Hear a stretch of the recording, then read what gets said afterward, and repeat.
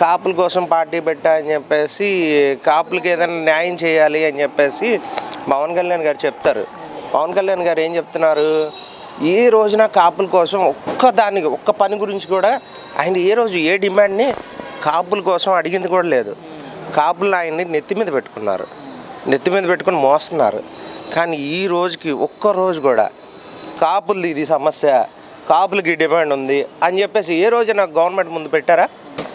గత 5 ఏళ్లలో చంద్రబాబు నాయుడు ముందన్నా ఒక్క సమస్య మీదన్నా అతను మాట్లాడి కాపుల డిమాండ్లు ఇలా ఉన్నాయి, కాపులది సమస్య ఇలా ఉంది, ఇలా తీర్చండి, ఇది చేయండి అని చెప్పేసి ఏ రోజైనా చంద్రబాబు నాయుడు పెట్టాడా? పోనీ అదే అయిపోయింది. ఇప్పుడు జగన్ చేస్తున్నాడు, జగన్ ముందన్నా పెట్టాడా? పోనీ కనీసం కాపులది ఇది నా కులం వాళ్ళు నువ్వు అంటున్నావు కదా, ఏ రోజు నా కులం గురించి నేను పట్టించుకోను అది ఇది అని చెప్పేసి. నువ్వు బతికేదే కులం మీద. అతను రోజు లేస్తే నోరు తెరిస్తే మాట్లాడేది. నిన్న జరిగిన రంగా జయంతిలో కూడా ఎక్కడైనా వర్ధంతిలో కూడా ఎక్కడైనా పవన్ కళ్యాణ్ పేరు కానీ పవన్ కళ్యాణ్ గారి అన్నయ్య గారి పేరు కానీ ఎక్కడన్నా రంగా గారు దీనిలో ఎక్కడైనా వాడారా? చూసారా మీరు? గమనించలా. ఇది మెయిన్ గమనించాల్సింది. అది ఏదో చెప్పు తీసుకుని కొట్టేస్తా, అది కొట్టేస్తా, ఇది కొట్టేస్తా అని చెప్పంటే ఆల్రెడీ మీ కాపులే నిన్ను చెప్పు పెట్టి కొట్టేదంటే మాట్లాడుతున్నారు. ఈ రోజుకి నీకు దాని గురించి సమాధానం చెప్పేంత ఇది కూడా తీరిక లేదు, నీకు ఇది లేదు. మాట్లాడితే నువ్వు ప్రతి మీటింగ్లో జగన్ జగన్ రెడ్డి ఓరో జగన్ రెడ్డి ఓరో జగన్ రెడ్డి ఎంత మటుకు జగన్ రెడ్డి సమస్యల గురించి మాట్లాడు, స్పందించాల్సిన ప్రభుత్వం మీద నువ్వు చెప్పు. అంతేగాని నా జేబులో నుంచి రూపాయి తీసా, నీ జేబులో నుంచి రూపాయి తీసావా లేదా అని చెప్పేసి ఈ రోజుకి చెప్పుకునే మాటలు అయ్యే చెప్తున్నావు. కానీ ఈ రోజుకి ముఖ్యమంత్రి అభ్యర్థి ఎవరురా అని చెప్పేసి అంటే దానికి సంబంధం లేదు. మొన్న జరిగిన లోకేష్ గారికి లాస్ట్ దీనిలో యువగళం ముగింపు సభలో ఏదో మాట్లాడేసావు, సరే అయిపోయింది. మాట్లాడేసి మేమంతా తెలుగుదేశం జనసేన పొత్తుగా వెళ్తున్నాం అని చెప్పేసి అన్నారు. పొత్తులో నాకెన్ని సీట్లు నీకెన్ని సీట్లు అని చెప్పి ఇప్పుడు వాళ్ళ కాళ్ళ దగ్గర తిరిగే పరిస్థితిలో నువ్వు ఉన్నావు. పార్టీ అధ్యక్షుడికి ఉండాల్సిన తీరు ఇదైనా? కొద్దిగా బుద్ధి జ్ఞానం ఉన్నవాడు ఎవడైనా కానీ వాడు నా దగ్గరకు వచ్చి మాట్లాడుకోవాలి, నాకు ఎన్ని సీట్లు కావాలంటే అన్ని సీట్లు ఇవ్వాలి అని చెప్పి ఈ రోజుకి నువ్వు చెప్పగలుగుతున్నావా? నీలో అంత దమ్ము లేదు. దమ్ము లేనివాడు పవన్ కళ్యాణ్ గారు. పర్ఫెక్ట్గా చెప్పాలని చెప్పంటే కాపులకు కాదు, ఆంధ్రప్రదేశ్ రాష్ట్రానికి కూడా వాడు ఏమీ చేయలేడు ఎట్టి పరిస్థితుల్లో. దమ్ముగా నుంచున్నవాడు వైఎస్ జగన్మోహన్ రెడ్డి. దమ్ముగా ఒక్కడు. అంటే పొత్తులో భాగంగా చంద్రబాబు గారి ముఖ్యమంత్రి అభ్యర్థి అని చెప్పి నాలుగు స్పష్టంగా చెప్పడం జరిగింది. చెప్పు తీసుకుని కొట్టాడు. వీడేం చెప్తాడు? ఇక రేపొద్దున ఏం చెప్తాడు చెప్పంటే ఎవడొచ్చినా రాకపోయినా పర్లేదు, కానీ జగన్మోహన్ రెడ్డి మాత్రం రాకూడదు. ఎవడొచ్చినా పర్లేదు. ఈ ఎలా ఉంటుందని చెప్పండి అంటే చెప్తే చండాలంగా ఉంటుంది అనమాట. ఇంత దారుణమైన పరిస్థితుల్లో పవన్ కళ్యాణ్ చూస్తామని చెప్పండి చాలా బాధగా ఉంది. ఇచ్చి అమ్మ ఎవడన్నా ఉంటే ఎవడన్నా పార్టీ పెట్టాడని చెప్పంటే ఏం కోరుకుంటారు? నేను ఎమ్మెల్యేలు అవ్వాలి, నేను ఎంపీని అవ్వాలి కదా. నేను ఎమ్మెల్యేని అవ్వాలి, నేను ఎంపీని అవ్వాలి, లేకపోతే నేను ముఖ్యమంత్రిని అవ్వాలి. నేను కోరుకునేది అది కోరుకోవాలి కదా. వాడు కోరుకోకుండా ఎంతసేపు వాళ్ళ దగ్గరికి వెళ్ళి మీరేమిస్తారు, ఏం తీసుకుందాం, ఇది ఎవడన్నా మాట్లాడితే ప్యాకేజ్ స్టార్ అని చెప్పు తీసుకుని కొడతా అని చెప్పట్టాడు. ఎవడన్నా మాట్లాడితే ఇచ్చేస్తా అని చెప్ప ఏంటి ఆ మాటలు ఏంటి, అతని పరిస్థితి ఏంటి? వాళ్ళు ఎప్పుడు పిలిచాడు వీడిని? ఈరోజు ఎవడిని పిలిచాడు? ఏ రోజైనా మీ కాపులకు పెద్దపేట వేసాను చంద్రబాబు నాయుడు ఎప్పుడైనా ఒక కులం తరపున మీరు ఇచ్చేస్తున్నప్పుడు చాలా మంచి రిజల్ట్ రావాలి. నేను ఒక ఇదవుతున్నానని చెప్పన్నప్పుడు నమ్మకం ఉండాలి, నాయకత్వం మీద నమ్మకాలు ఉండాలి. ఈ రోజున మీ కాపులే మీకు దూరం అయిపోతున్నారుగా. ఎందుకు దూరం అవుతున్నారు? డిప్యూటీ సీఎం అయ్యే అవకాశం ఉందా, ఇచ్చే అవకాశం ఉందా అంటే పవన్ కళ్యాణ్కి? నాకు నా దృష్టిలో నా పరిధిలో అది లేదని చెప్తున్నాడు లోకేష్. నా పరిధిలో లేదని చెప్పంటే ముందు అడిగి ఉండాలి కదా. ముందు లోకేష్ అన్నవాడికి ఉండాలి కదా ముందు. ఇప్పుడు నీ దగ్గర భోజనం ఉందనుకో, చెరువు సగం షేర్ చేసుకుందాం రారా అని చెప్పి పిలుస్తావు. అసలు వీడికే దిక్కు లేదు, వాడికి మళ్ళీ ఇది అంటే వాళ్ళు ఏం చెప్తున్నారంటే ముఖ్యమంత్రి అభ్యర్థి చంద్రబాబు గారు పార్టీ అధికారంలోకి వస్తే డిప్యూటీ సీఎం ఇస్తారంటే అది నా పరిధిలో లేదు, మా పాలిట్ బ్యూరో చర్చించి అప్పుడు నిర్ణయం తీసుకుంటుంది అంటున్నాడు ఆయన.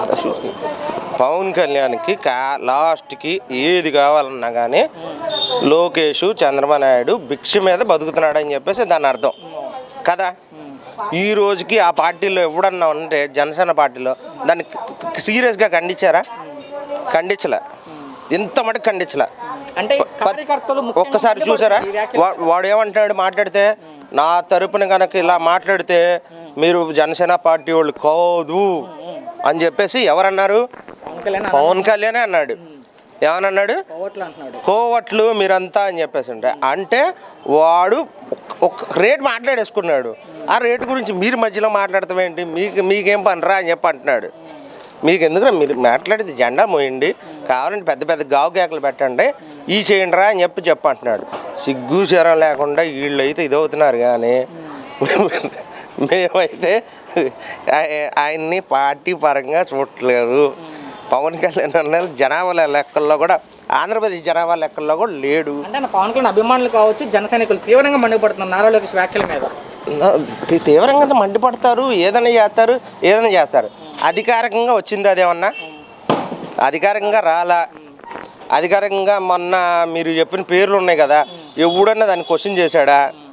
ఎవరు క్వశ్చన్ చేయట్లా. దేనికి? నారా చంద్రబాబు నాయుడికి వాళ్ళు అతని పార్టీయే బై బర్తే అది ప్యాకేజ్ పార్టీ. చెబుతూ కొడతా, ఏ చేస్తా అని చెప్పన్నప్పుడు కొట్టినప్పుడు చూద్దారులే అని చెప్పేసి జనాలు కూడా చూస్తూ ఉన్నారు అన్ని, ఈడెప్పుడు కొడతాడా అని. అంటే ఇటీవల చూసినట్లయితే ఆంధ్రజ్యోతిలో కూడా కథనం రాయడం జరిగింది. పొత్తులో భాగంగా జనసేనకి 23 నుంచి 30 సీట్ల వరకు ఇచ్చే అవకాశం ఉందన్నట్లు ఒక కథనం రాశారు. ఆంధ్రజ్యోతి పేపర్లో రావడం కాదు, అసలు జనాలు అనుకునేది దాన్ని పార్టీ అని చెప్పేసి ఈ రోజుకి దానికి గుర్తింపే లేదు. పార్టీ అని చెప్పేసి జనాలు అనుకోవాలి కదా, ఒక్కసారి మనం అనుకోవాలి కదా. ఆ పార్టీ అన్న పేరే లేదు కదా. పేరే లేనప్పుడు వాడు పొత్తు పెట్టుకుంటే పొత్తు లేకపోతే ఏమైంది? నాకు తెలిసినంత మటుకు కొద్దిగా కేఏ పాలు బెస్ట్ అనిపించాడు. వాడు ఈ రోజుకి ఎవరి దగ్గరికి పోలా, నాది పార్టీ, సొంత పార్టీ, నేను ఇలా ఉన్నాను, నేను పోటీ చేస్తున్నాను అని చెప్పన్నాడు. పోటీ చేశాడు, ఓడిపోయినా కానీ మగోళ్ళ నుంచున్నాడు. అతనుకున్న ధైర్యం కూడా ఇతనికి లేకపోతే, ఇతను ఒక హీరో, ఇతను ఒక ఉద్యమానికి నాయకుడు, ఒక కుల సంఘానికి నాయకుడు అని చెప్పుకుంటా ఉంటే నాకైతే వీడిని చూస్తే సిగ్గేస్తుంది. అంటే వీళ్ళేమో జనసేన పార్టీ వాళ్ళు కావచ్చు, అభిమానులు కావచ్చు, పార్టీ వాళ్ళు 40 నుంచి 60 సీట్లు అడగమంటున్నారు. వాళ్ళకి 20 నుంచి 30 ఇచ్చే అవకాశం ఉందని వాళ్ళు కథనాలు రాస్తున్నారు. మొత్తం మీద అడుగు దింగుతున్నారు వీళ్ళు. మొత్తం మీద వీళ్ళు మాత్రం అడుక్కుంటున్నారు కదా. ఇదే పని ఇదానే చేసుకుంటా బొమ్మను అతన్ని ఇంకెందుకు పార్టీ పెడతాం. అంటే ఈ పరిణామాలంటే మీద పవన్ కళ్యాణ్ గారు తీవ్ర ఆగ్రహంగా ఉన్నట్టు సమాచారం వస్తున్నాయి. అవును, మంచిదే. అతను కావాల్సింది అది కదా. ఇప్పుడు ఎవడన్నా కానీ ప్యాకేజ్ స్టార్ అని చెప్పంటారు. ప్యాకేజ్ స్టార్ అని ఎందుకు అంటున్నారు? ఈ పనులు చేస్తాం వల్లే కదా. ఈ పనులే కదా. నాకు 60 సీట్లు ఇవ్వండి, 40 సీట్లు ఇవ్వండి, లేకపోతే నేను ఒప్పుకోను, నేను ఇచ్చాను అని చెప్పినప్పుడు అడుగు దిగినట్ట కాదా? దాన్ని ఏమంటారు? ప్యాకేజీ మాట్లాడుకుంటాం అంటారు, లేదా డీల్ మాట్లాడుకుంటాం అంటారు. దీన్నే కదా మాట. ఎవడన్నా చిన్నపిల్లలు ఉన్నాడు నేను చెప్పండి, ఒక్కండి మగోళ్ళలాగా వచ్చావు, ఒక ఎమ్మెల్యేగా పోటీ చేశాను, గెలిచాను, నుంచోవాలి. తమిళనాడులో విజయకాంత్ అని ఒకడు ఉన్నాడు. విజయకాంత్ ఫస్ట్ టైము 8 సీట్లో గెలిచాడు. తర్వాత వేరే దానివల్ల ఓడిపోయాడు. అతను ఓడిపోయినా కానీ పార్టీకి ఎవడికి అమ్ముకోలే, ఎవడికైనా తొత్తుగా పెట్టుకోలే. కావాలని కనుక్కోమను, ఎవడని కనుక్కోమను. మరి చిన్న పార్టీ వాళ్ళే చక్కగా సిపిఎం ఈ రోజున వార్డు మెంబర్కి వీటికి కూడా ఇబ్బందిగా ఉంది. వాళ్ళకి ఇబ్బందిగా ఉన్నా కానీ పార్టీగా డన్గా ఉన్నారు వాళ్ళు. టీఆర్ఎస్ దగ్గర కానీ కాంగ్రెస్ దగ్గర కానీ డీల్ మాట్లాడుకుంటామన్నా, ఏది మాట్లాడుకుంటామన్నా, నాకు ఇన్ని సీట్లు ఇస్తేనే నీకు పొత్తు, లేకపోతే లేదు అని చెప్పేసి మగవాళ్ళగా వాళ్ళు ఇదిగా ఉన్నారు సిపిఎం పార్టీలు. అది కూడా లేకపోతే ఎట్టగా నీకు నీ అమ్మ పొద్దుగోకులు అడుగు తింగే పరిస్థితినా దీన్ని. అందుకని ప్యాకేజ్ స్టార్ అంటారు. అంటే పొత్తులో భాగంగా వీళ్ళు అడిగిన సీట్లు ఇవ్వకపోతే పవన్ కళ్యాణ్ గారు ఏమన్నా ఒంటరిగా పోటీ చేసే అవకాశం ఉందా పొత్తు నుంచి బయటకు వచ్చి? మొగుడిని పెళ్ళాన్ని వదిలేస్తామని చెప్పాలంటే అయ్యే పనులు కాదు. ఎవరు మగుడు ఎవరు పెళ్ళాం? మొగుడు వచ్చాము చంద్రబాబు నాయుడు, పెళ్ళం వచ్చాము పవన్ కళ్యాణ్. ఎందుకలా? క్లియర్ కనపడుతుంది కదా. వాడిని తీసుకెళ్ళి జైల్లో తెగగానే వాళ్ళ ఆవిడ వీళ్ళందరికన్నా భయపడిపోయి ముందుకు ముందే రోడ్ల మీద పడుకొని దొల్లాడిసింది ఎవరు?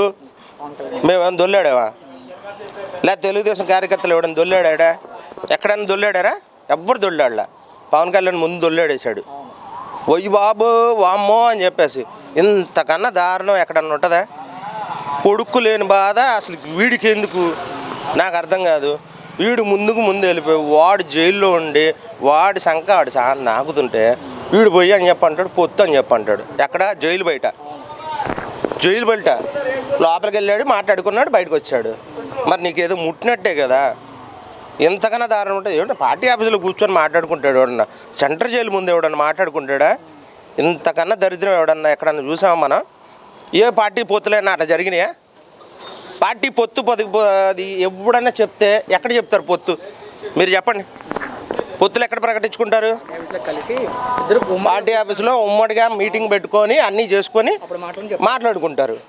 వీడియో ఏంటి? వాడిని పలకరెత్తానికి లోపలికి వెళ్తామేంటి? డీల్ మాట్లాడుకుంటే బయట రాగానే టీడీపీ జనసేన ముందుకు సాగుతూ ఉంటుంది, టీడీపీతో పాటు నేను ఉన్నాను అని చెప్పి ఏం మాటలు అయ్యి ఎక్కడ ఉందా అలాగా? మరి ప్రస్తుత పరిణామాలు లేవు కాబట్టి ఈయన ఏమైనా ఒంటరిగా పోటీ చేసే అవకాశం ఉంటుందా అని పవన్ కళ్యాణ్ గారు? ఎవరు పొత్తులో సీట్లు అడిగిన సీట్లు ఇవ్వకపోతే ఆ పార్టీ పుట్టిన కాడి నుంచి ఎంత మటుకు వాళ్ళతో పొత్తు వీళ్ళతో పొత్తు లేకుండా నేను సింగిల్గా వస్తున్నా అని చెప్పేసి ఎప్పుడన్నా చెప్పాడా? గతంలో లేదు, ఇప్పుడు అన్న ఇప్పుడు అది జరిగే పని కాదు. అవ్వని పని కాదు. పవన్ కళ్యాణ్ అన్న మనిషిని యాజ్ అ సీరియస్ పొలిటీషియన్గా ఆంధ్రప్రదేశ్ ప్రజలు ఈ రోజు మటుకు తీసుకోలేదు. పబ్లిక్ పోల్ తీసుకున్నా కానీ ఏది పోల్ తీసుకున్నా కానీ జనసేన పార్టీకి ఇంత శాతం ఓట్లు ఉన్నాయి అది ఇది అని చెప్పన్నారు కదా. పోయినసారి వచ్చిన ఓటు శాతం కన్నా ఈసారి వచ్చే ఓటు శాతం తగ్గిపోద్ది. ఎందుకంటే అతను క్యాపబుల్ పర్సన్ కాదు అని చెప్పేసి జనానికి అర్థమైపోయింది. అర్థమైపోయిన తర్వాత ఇంకా వేస్ట్ అసలు. అంటే ఆయన ప్రస్తుతం ఈ పరిణామాల మీద అసంతృప్తిగా ఉన్న పవన్ కళ్యాణ్ గారు 1-2 రోజుల్లో ఈ పొత్తు మీద అంటే అడిగిన సీట్లు లేకపోతే తన నిర్ణయం ప్రకటించే అవకాశం ఉందంటున్నారు. అది ఎలా ఉండొచ్చు? ఒకళ్ళు ఒంటరిగా పోటీ చేసే అవకాశం ఆయన అడుక్కునేది నాకేం తెలుసు? అవును, ఆయన అడుక్కునేది నన్ను అడిగితే నేను చెప్తాను. ఆయన అడుక్కు దిగుతాను, ఆయన వెళ్తున్నాడు, వాడు వేస్తాడు. వీడికి నచ్చింది అనుకో సరే తీసుకొని వెళ్తాడు. మన ముస్టోడు వచ్చాడు అనుకో 5 రూపాయలు ఇస్తాం. 5 రూపాయలు ఇచ్చినప్పుడు ఏం చెప్తాడు వాడు? 10 అని చెప్పన్నాడు అనుకో, నా దగ్గర ఉన్నాయి అయ్యాబే తీసుకొని పో అని చెప్పంట. అంతే కదా. వాడు అడుగు దిగుతానికి పోతున్నాడు. పోతే నేనేం చేయను? వాడి సంగతి నన్ను అడిగితే నేనేం చెప్పను? అంతే కదా తమ్ముడు. అంటే నేను అడిగేది ఆత్మగౌరవం చంపుకొని మరీ పొత్తులో ఉంటారా, లేక ఆత్మగౌరవం చంపుకోకుండా ఒంటరిగా పోటీ చేస్తారా అని. వాడు ఈ రోజుకి అతను పార్టీ అధ్యక్షుడిగా లేదా పార్టీ ప్రతినిధిగా ఏ రోజైనా 15 మందిని 20 మందిని కూర్చోబెట్టుకొని ఆ పార్టీ నుంచి 15 మంది కూర్చోబెట్టుకొని ఈ రోజుకి మాట్లాడిన దాఖలాలు లేవు. ఏదో చెప్పారు మీటింగ్ జరిగింది అని చెప్పేసి అంటారు. దానిలో ఎవడెవడో వస్తాడు, ఏదేదో మాట్లాడతారు. దానిలో అధికార ప్రతినిధులు ఎవరు? ఇది కరెక్ట్గా ఇది జరిగింది అని చెప్పేసి ఈ రోజుకి చెప్పారా? చంద్రబాబు నాయుడు అక్కడికి వెళ్ళి కలిశాడు అని చెప్పి అంటారు. అది ఏం మాట్లాడుకున్నారు ఏంటో మనకేం తెలుసుద్ది? చెప్తారా? మనం ఏమైనా చెప్పామనుకో చెప్తే కొట్టేస్తా అంటాడు. ఆయన దగ్గర ఎన్ని చెప్పులు ఉన్నాయో నాకైతే తెలియదు కానీ